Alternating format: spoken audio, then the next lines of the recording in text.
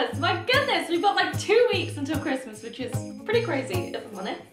But yeah, hello everyone!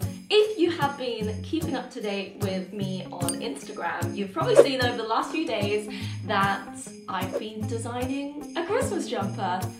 And it's here! Yay! And I'm so happy to say that you can have one. You can purchase one if you would like to. You can add it to your wardrobe. It will be a one-of-a-kind, amazing mermaid Christmas jumper. Yay!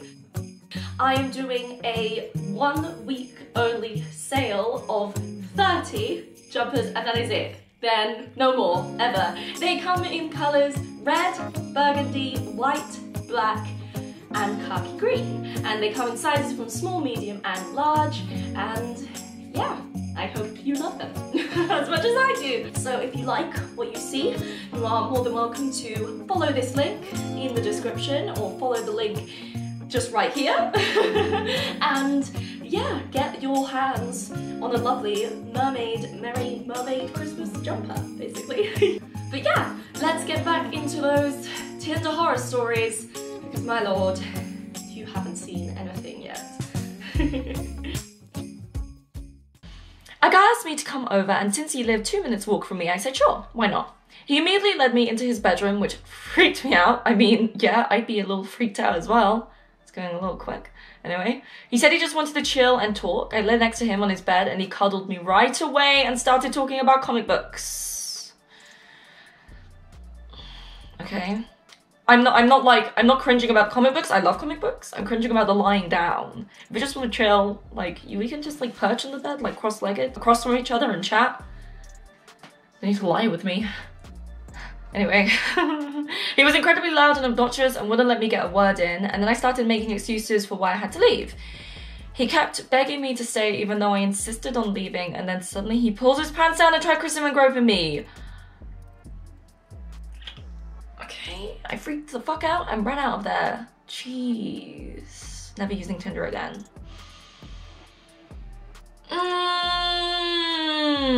Okay.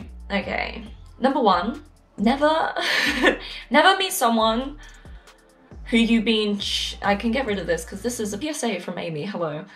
Never meet anyone that you're talking to online in a private place for the first time. Make sure you have a few dates in public before you go to a private place with them, because you want to make sure that that person is a good person and not like this person. Yeah. I'm sorry you had to deal with this, and no one should have to deal with something like that. And I can speak from, I don't even know, what's the word? I can't remember. My mind's going blank. Oh, yeah, experience. No one should have to experience that, and I can speak from experience, and I'm sorry you had to deal with that. Yeah. So I met up with a guy at a bar, we had a few beers. The conversation was good and he seemed nice enough, but I wasn't feeling attracted to him. Since it was below freezing out, he offered to drive me to an apartment a few blocks away. When we arrived at my place, I told him thank you for meeting me, but that I really wasn't attracted to him in this way. Since he seemed cool, I told him he was welcome to come in and smoke with my roommate and friends who were there. I reiterated that nothing sexual would be happening between us and that this was just a friendly invite. He keeps going on about how he likes to make out when he gets stoned. I said, yes, but I do not want to make out with you. This is not happening. You hear the no? You hear the no in this sentence? Great, cool, we can continue. No, but I always want to kiss someone. Well, you can ask my roommate if he's okay with that. The joke went over his head. The conversation continued like that for a bit. I couldn't have been any more clearer. Then he tried to lean in to kiss me. How many times can one say no? Well, I said no one last time and then invited him to hang out with my friends.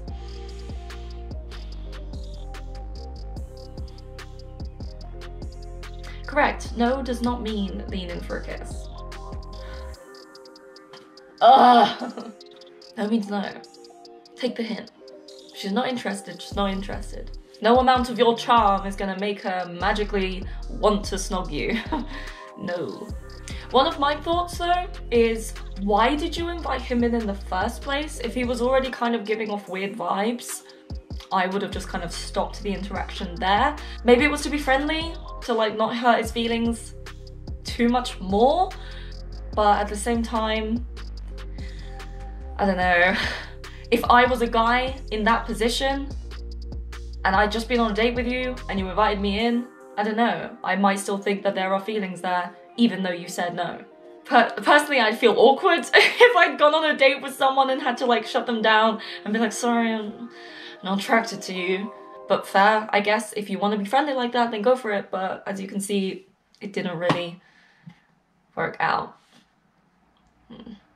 I'm realizing this video is definitely not the way that I thought it was gonna go down. Yeah, some of these stories are quite like heavy, so I'm really sorry. I thought it would be a little bit more lighthearted, but I guess it is Tinder horror stories, so.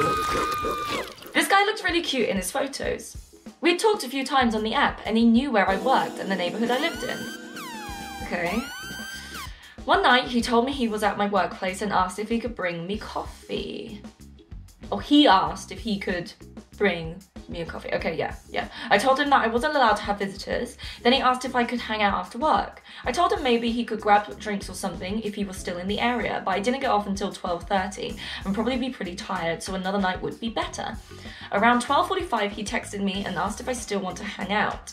I texted him back that I was pretty tired and was just going to go home, shower and go to bed. Is this at night?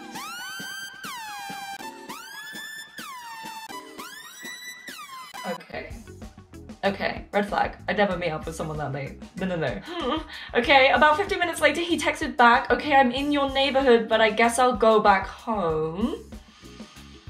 That should have been a red flag, but for some reason I felt bad that the guy had driven out to my neighborhood and I was ditching him. Plus, like I said, he was really cute. No.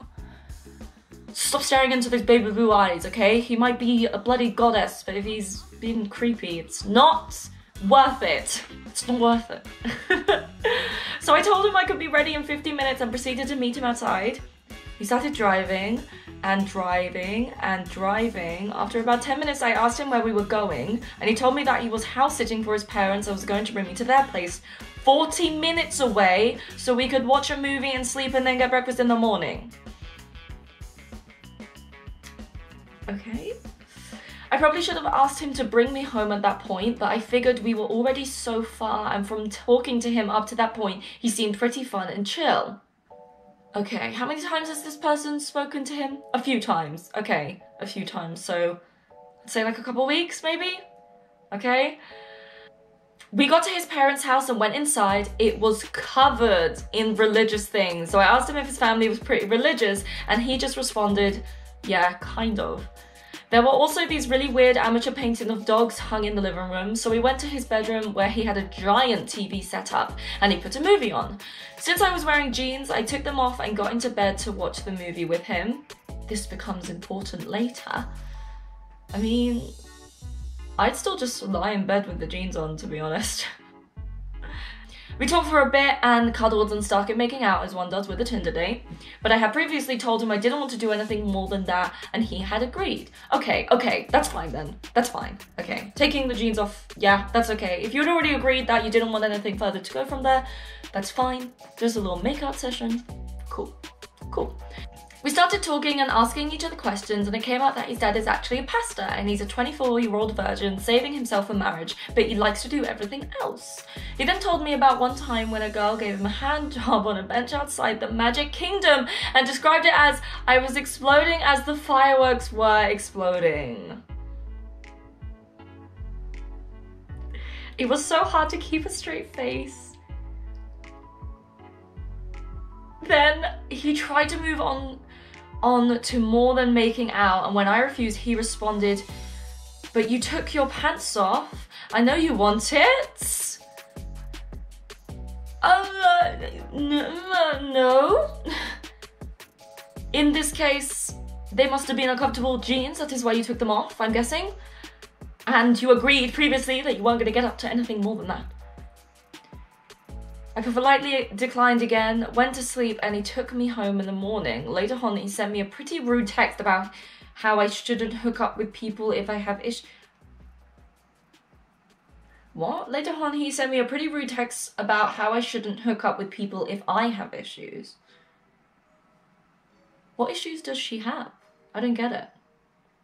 What are the issues?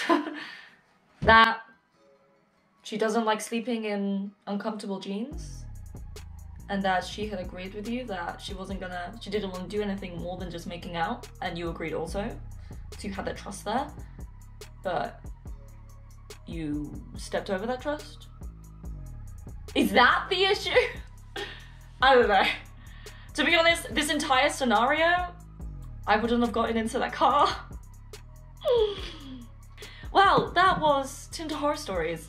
Just a small collection of them. My goodness, there are hundreds on here. And yeah, if you want more, I'm more than happy to do more. It's quite interesting reading stuff. Yeah, exercising my vocal muscles, you know. Yeah. Anyway, it's been me, Amy, your favorite mermaid. If you have enjoyed this content, please maybe like this video and comment below. It's been me, Amy, favorite mermaid, all of this jazz, and I will see you in another video very, very soon. Peace, goodbye, yes.